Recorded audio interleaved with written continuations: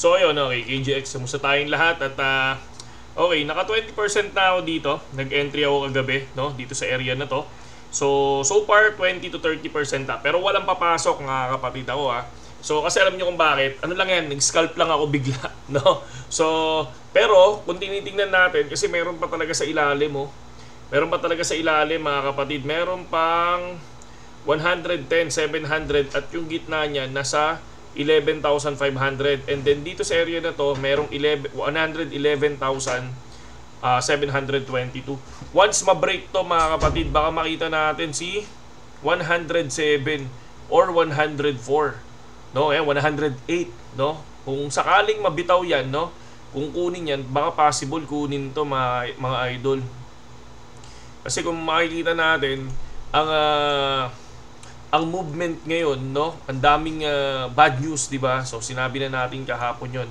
Kaya ingat lang tayo sa mga pasok natin this August, lalo na ngayong August kasi basta daming bad news. And then ito, pag-usapan muna natin to si Eric Trump predicts Ethereum will hit 8,000 this year. And then kung mapapansin nyo, si Eric Trump din, sinabi niya, no, na buy the dip, no? Kung titingnan natin, Eric Trump. So ito. Yan. Si Eric Trump, nagsabi siya ng buy the dip, di ba? Bakit niya sinabi yan? Let me say it again. Sabi niya ganon. Buy the dips, BTC and ETH. Pero kung titingnan nyo mga idol, no? Ito yung sinabi ni Eric Trump dati na buy the dips, no? Iniba niya yan. Kasi Ethereum nagsabi siya noon na Ethereum talaga, no, mag-buy ng 3,800, no? 3,800. Ano nangyari noong time na yan? Biglang bumagsak ang Ethereum ng 1,440. 'Di ba? Antindi noon. Kumbaga nagsabi siya noon. Ngayon, ang tinitingnan natin ngayon, itong sinasabi niya, let me say it again, buy the dip. So anong dip 'yan, 'di ba? So ngayon ba yung dip niyan o magdi-dip pa? Masyadong general na yung tweet ni Eric Trump kasi alam niyo kung bakit, nagkamali na siya 'di ba? Ito si Ted, katulad nito, no? Nagsabi siya na lilipad na si BTC at around 115. Pero ano nangyari? Biglang bumaba pa ng 100 doon. 'Di ba? So sunugan talaga. No, kaya yan yung nakikita ko kay Eric Trump. Kaya ito, kung titingnan nyo, meron dito Eric Trump, March 15 to told everyone to buy 2,900. Ito naman, syempre, nagsabi siya ng 3,800 Nagsabi din siya ng 2,900, buy tayo ng Ethereum. So, anong nangyari? Biglang nag 1,900.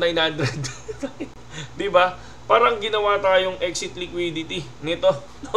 So, yun lang ang nakikita ko Yun lang ang nakikita ko. Kaya kapag si Eric Trump nagda-tweet, puta ka, baliktaran minsan nangyayari diyan Pero ngayon kung mapapansin niyo, 'di ba? Nagkaroon siya ng parang nag-ingat siya, no? So ibig sabihin, general na lang yung sinasabi niya, 'di ba? So, yun lang, 'di ba? Pero syempre bullish pa rin tayo sa crypto. To 43 minutes ago, I always go since September, just thought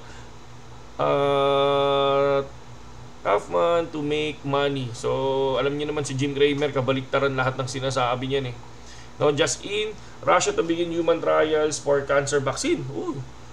Good. Galing Talaga. No? Ganda 'yon kung sakali. So, ngayon tingnan natin yung mga ibang news, no? Ako wala Yan lang ang nakikita ko diyan. And then ito sa BTC mga idol, no? Ito tinitingnan ko dito. Ito yung support ko dito. Pag ito tinamaan 111,769 or 111,800 or 112 or yan yung range, no? 111,700 to 112, I think magkakaroon ng breakdown mga idol, no? Dito sa 110 papuntang 108. Yun lang, napakasimple lang ng news natin ngayong Sunday mga idol. Kumbaga dito sabi ko kung kayo maglulong, napakabarya lang. Kasi hintayin nyo yung bukas. Hintayin nyo yung Monday, mga idol, no? Kasi itong Sunday, dito, parang ito yung magdi-decide kung going up ba o going down ang mangyayari tomorrow, no? So, check muna natin ano mangyayari sa crypto, mga idol, okay? Yun lang, KGX, at saludo sa inyong lahat at magandang gabi sa inyong lahat.